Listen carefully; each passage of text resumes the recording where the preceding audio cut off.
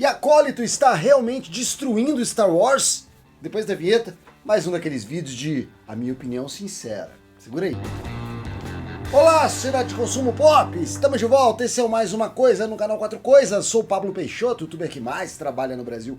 Muito obrigado por ter clicado nesse vídeo, escolhido o 4 Coisas e escolhido ficar comigo pelos próximos minutos. Não esquece de deixar um like, um comentário para o algoritmo entender que você quer mais conteúdo e assim você vai receber mais atualizações aqui do canal. Vamos falar de Star Wars, porque é a polêmica da semana, né? Toda semana, todo episódio de Acólito agora vai ter uma polêmica inclusa que vai fazer o povo ficar comentando a série.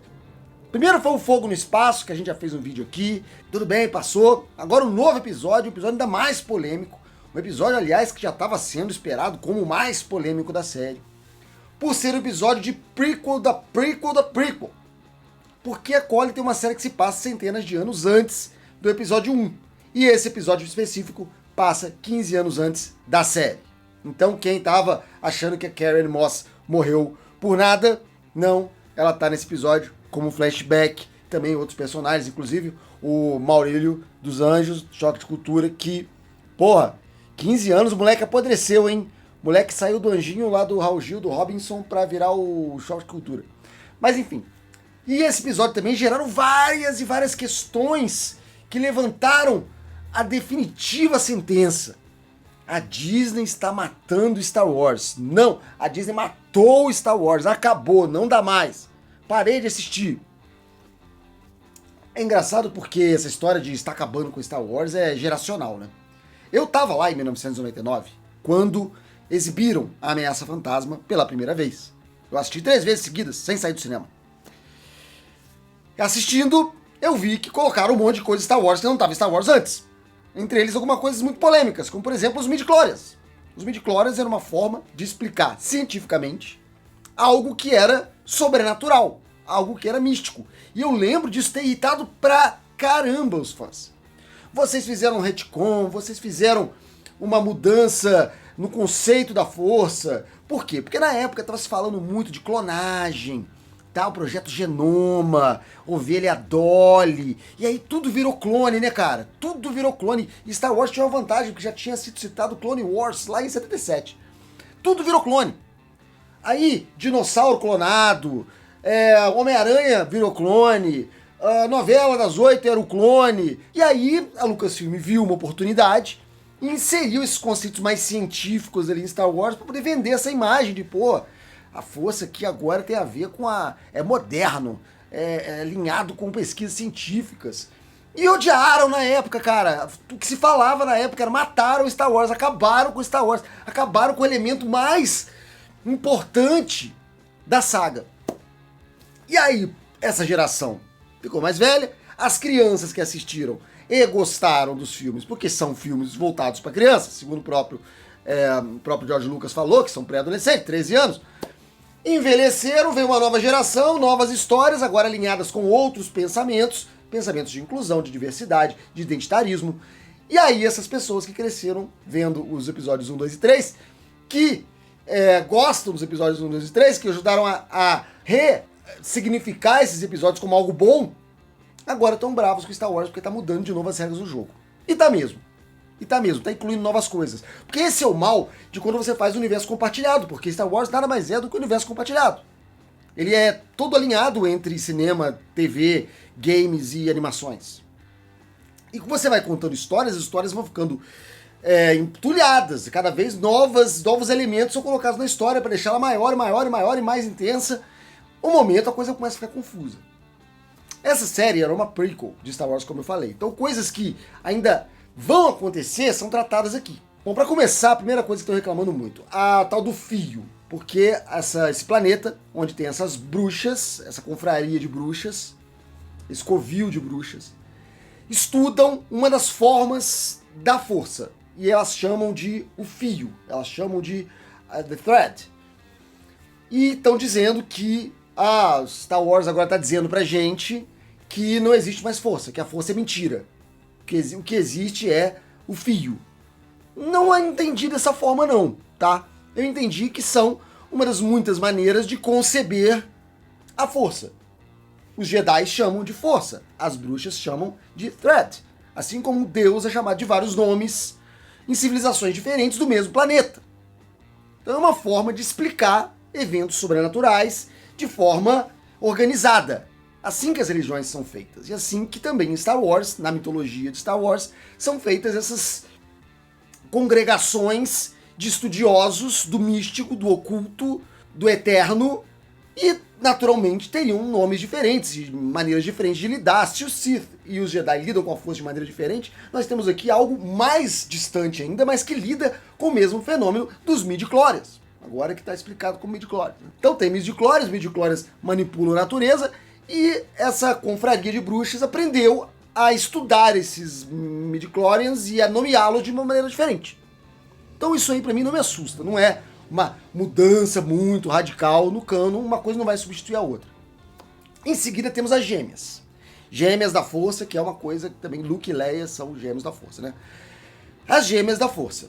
Beleza, foram criadas por duas bruxas em um ritual, numa concepção imaculada, numa concepção assexuada, uma geração espontânea de vida aparentemente causada pela manipulação de midi-chlorians, que é o que o Darth Plagueis fez de acordo com o Palpatine, que de alguma forma retornou.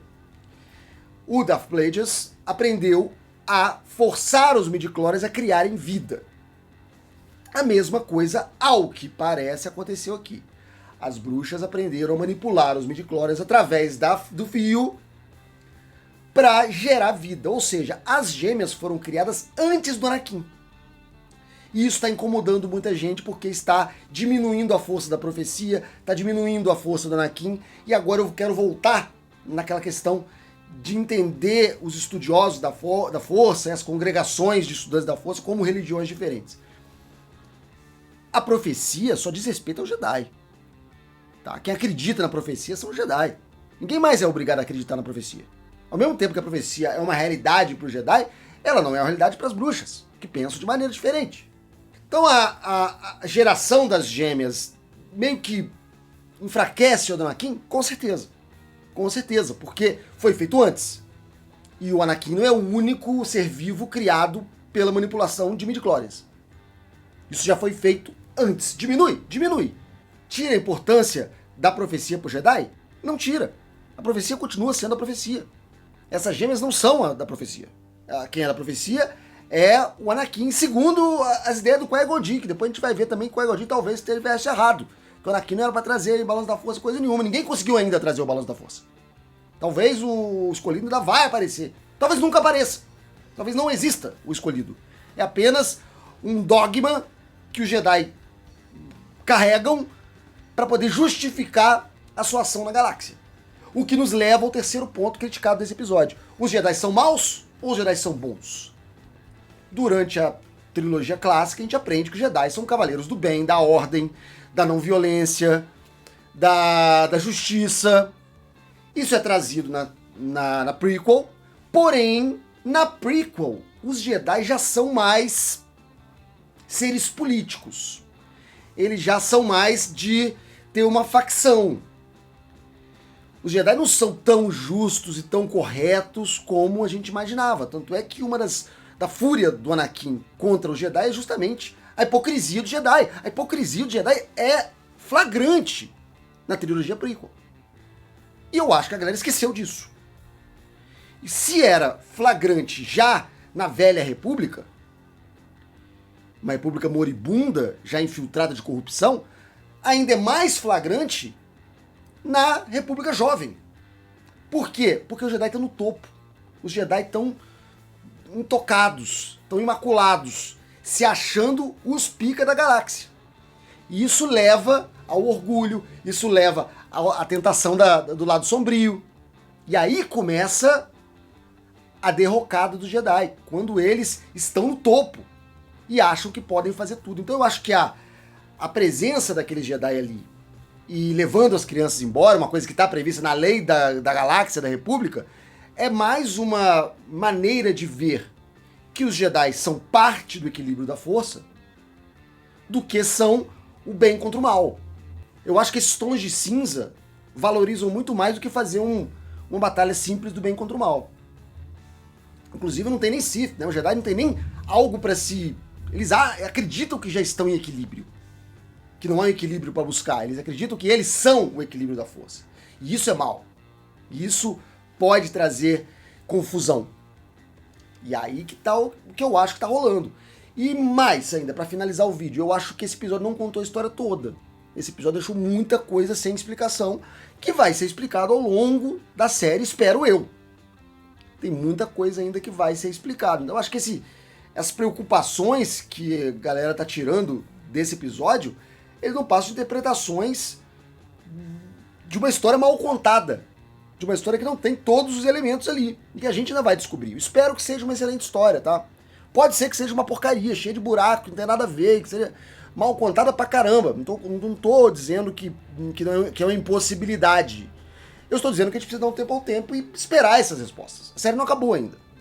E eu achei que foi um episódio que chegou onde queria chegar e me surpreendeu o que foi apresentado nesse episódio, não. Eu acho que essa pré-história de Star Wars ainda vai deixar muita gente bolada com as diferenças do que se viu depois. Vamos lembrar, são 100 anos de diferença, então mudou muito a política da galáxia desde então. E nós temos aqui coisas um pouco fora do esperado, justamente por esse distanciamento histórico de uma galáxia onde a gente se sente mais confortável, onde o bem é o bem, o mal é o mal, e esse aqui é vermelho, esse aqui é lightsaber colorido, e esse aqui contra esse aqui. Eu acho que a gente vai ter uma história muito mais difícil de se localizar, difícil de se apoiar em algo confiável do que a gente tem no Star Wars mais básico. E eu não acho isso uma coisa ruim, não. Eu acho que me deixa mais curioso para saber como vão lidar com essa história toda. Então essa é a minha opinião sobre as polêmicas da semana de Acólito. Semana que vem tem mais polêmicas. É só pra gente bater um papo. Deixe seu comentário aqui embaixo, daqui a pouco eu tô de volta com mais assunto da cultura pop. Depois da vinheta vão aparecer opções do canal para você clicar e ficar mais um pouquinho comigo. Até mais, até breve, até já.